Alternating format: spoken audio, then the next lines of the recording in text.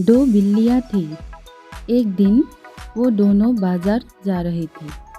अचानक से उन्हें रास्ते पर गिरा एक रोटी दिखा। उनमें से एक बिल्ली ने उछलकर फौरन उस रोटी को उठा लिया। दूसरी बिल्ली उस रोटी को छीनने लगी। पहली बिल्ली ने कहा, चल हट, ये मेरी रोटी है। इसे पहले मैंने उठाया है, इसलिए ये मेरा रोटी है। इस पर दूसरी बिल्ली गुस्सा होते हुए बोली, मगर पहले इस रोटी को मैंने देखा है, इसलिए ये मेरा हुआ। दोनों झगड़ ही रहे थे। उसी समय एक बंदर उधर से जा रहा था। दोनों बिल्लियों ने उस बंदर से प्रार्थना की,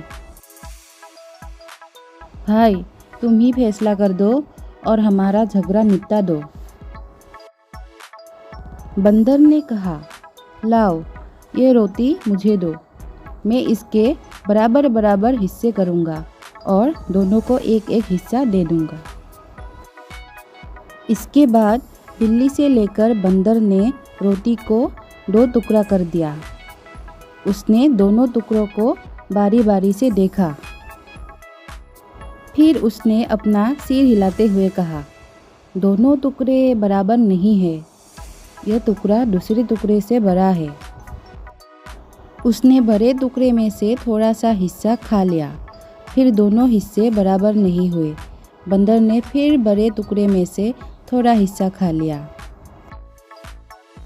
अंत में रोटी के केवल 2 छोटे छोटे टुकड़े ही बचे।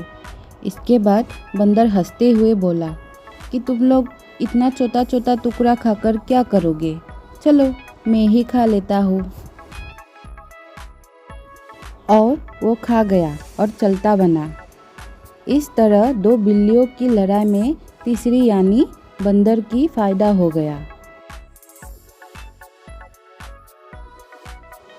इसी तरह दोनों बिल्लियों के पास पछताने के सिवा कोई चारा नहीं था।